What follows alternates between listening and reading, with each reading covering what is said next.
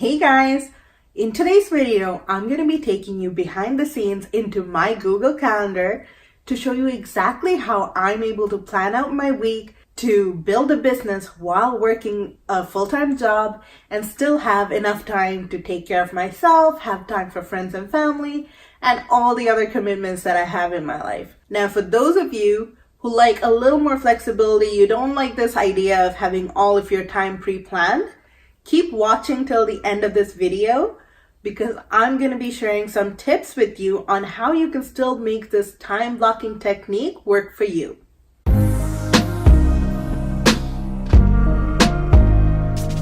Welcome back to my channel. My name is Ovi and this channel is all about the techniques, tools, and the mindset hacks that you need to have more time in your schedule so that you can create the life that you want. So if that sounds interesting to you, make sure to hit the subscribe button and the notification bell so that you can be notified every time I upload a new piece of content just like this.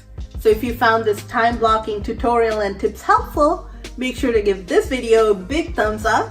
And without further ado, let's dive right into my Google Calendar so that I can show you how I plan my week.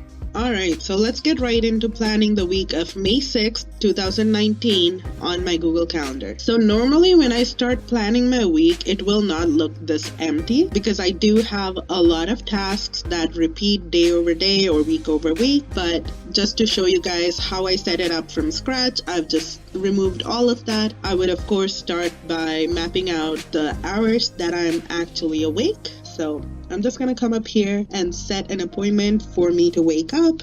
That's part of my self-care routine.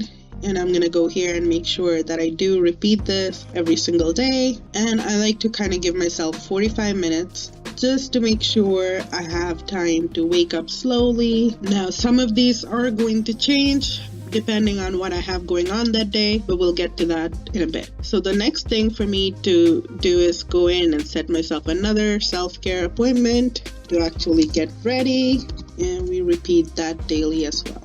And it takes me another 45 minutes to get ready for my day. Alright, so if I'm gonna be waking up at 7:30 every single morning, then I need to be getting my 8 hours of sleep, which means I need to be going to sleep at 11:30. So let's just put that in. And before I actually go to sleep, I need about 1 hour to wind down and do my nighttime routine. So let's put that in here as well.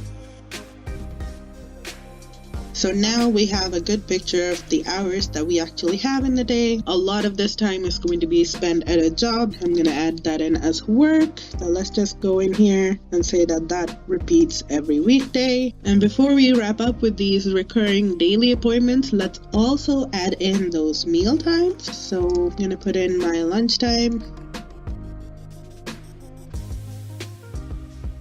I generally prefer to have my breakfast when I'm just starting my workday and going through my to-do list, and that also repeats daily. So at the time that I'm recording this video, I'm very fortunate that I'm actually able to work from home for my job for most of the week. Now I do need to go into the office twice a week, so as I'm going into the office on Tuesday and Thursday, then I need to delete this morning routine and move up the getting ready from 6:45 to 7:30 so that I can have time for my commute.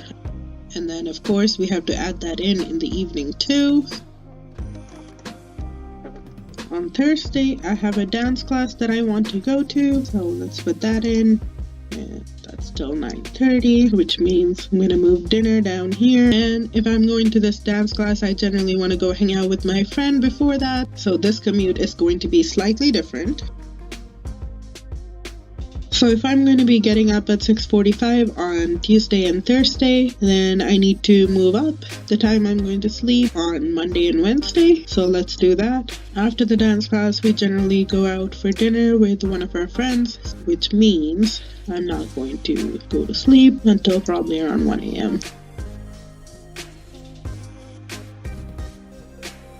Which also means I have a little less time on Friday morning if I still want to get an adequate amount of sleep. So once all that's done, you can see I do have quite a bit of time down here on the weeknights on every day except for Thursday that I can make good use of to build my business. So I'm just going to go ahead and put in some of those tasks, and I'll show you once that's done, and then we'll work on the weekend. And in these evening hours, although I want to be prioritizing building my business, I also have to make sure that I'm giving myself enough free time.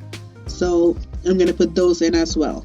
And this is the time that I will go for a walk, hang out with my husband, call my friends, anything like that. I don't want to give myself any kind of specific expectations for what I'm going to be doing at that time, but I want to make sure that it's blocked off as free so that I can do those things. Okay, so as you can see, I have been able to fit in quite a lot of actual work that's going to move my business forward into these hours and these like small pockets of time in the evenings. I have days that are dedicated to content creation, and I also have time blocked off for just planning and thinking of strategy, researching. All of that is covered during these hours that I have in the evenings after work. Now, when I schedule, I really try to give myself more than enough time for each of the tasks. But let's say something happens, some emergency comes up, and I have to shift things around, then this catch-up time gives me some space to fit in those tasks that may not have gotten completed for some unforeseeable reason. So then let's come back up and plan out the Saturday and Sunday. So on these days, generally I'm going to want to take a little longer to have breakfast with my husband. And if we're having a slow start to the day, we probably don't want to have lunch this early. So let's move that down as well.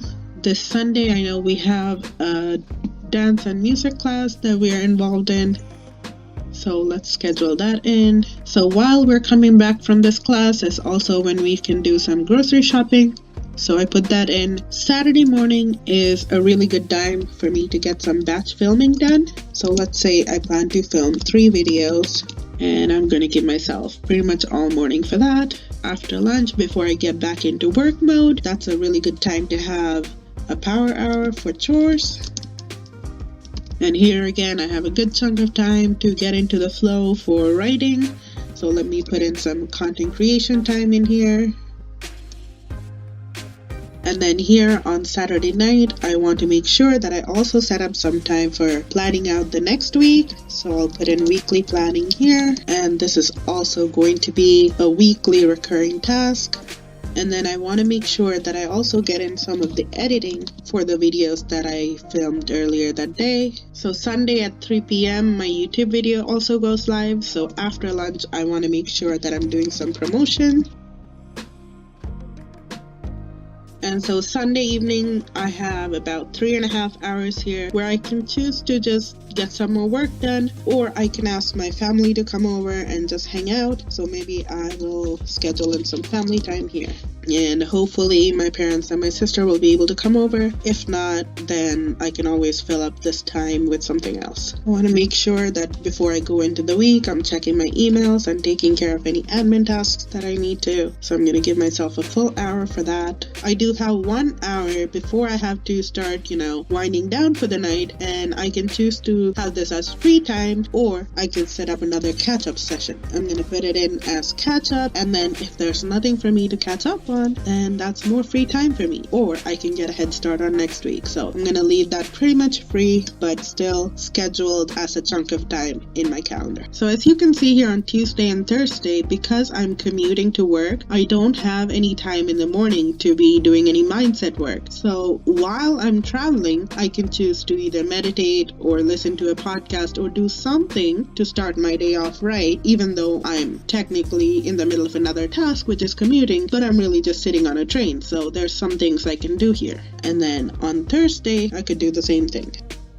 And that's how I'm able to also have time for things like, listening to podcasts, listening to audiobooks in the middle of this busy schedule, because I use this net time where I'm really just sitting somewhere doing nothing to get those things done. And it doesn't just have to be listening to podcasts or audiobooks. There are other things that I can get done too. So in the evening on Tuesday when I'm coming back, maybe I will do some research on some content ideas. And on Thursday, while I'm commuting to my friend's place, I can actually get in some Instagram engagement so that I can connect with you guys and reply to DMs and all that fun stuff. So as you can see, by utilizing all of the different pockets of time throughout my week, I'm really able to just have free time and relax for myself, time to hang out with friends and family, and also work on my business, create more content, and work my 9 to 5. So when you go in with a plan, you're really able to get so much more accomplished. Okay, so in my calendar, you would have seen that I have a lot of categories. And that may be overwhelming for you, and that's completely understandable.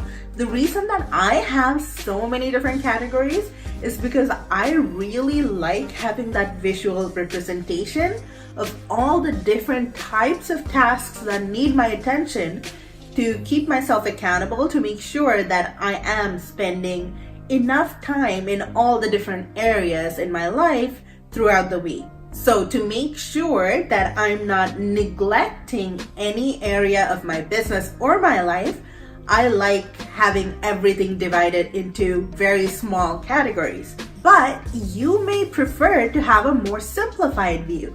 And if that's the case, experiment with the different categories that the different tasks that you do in a typical week do fit into. So the number of categories is really up to you, and it should reflect what works for you and for your life, so that you don't overcomplicate things for you and it still serves the purpose that you want your calendar to serve for you. And again, talking about what works for you, you may be a paper planner type of person, and there are so many different options of planners that have this time blocking capability. Now, why I prefer to do this on Google Calendar for myself is because I like the flexibility that it gives me, that I can just log in to my Google account from any device and access my calendar. So whether I'm, working on my iPhone or my Windows computer, or even if I'm just going to go and work at my husband's computer, which is a Mac, no matter which device I'm on, I can access my Google Calendar, which is why that is my preferred calendar to use. But if a paper calendar works for you, then do that. Like the same concept will work across devices and platforms. And another thing that may be holding you back from trying this time blocking method is the thought of, what if I don't actually get this done in the time that I've given myself? And now there's two sides to this. If you're trying any planning method, the purpose is for you to stay on task and to get your work done so that you can accomplish more. So you have to really be committed to yourself and your own personal growth to make that mindset shift and say that if I say I'm going to do something, then I'm going to do it when I said I'm going to do it. Now, there are always circumstances that are outside of your control that may end up changing your plans. And that again is why I personally prefer a digital calendar,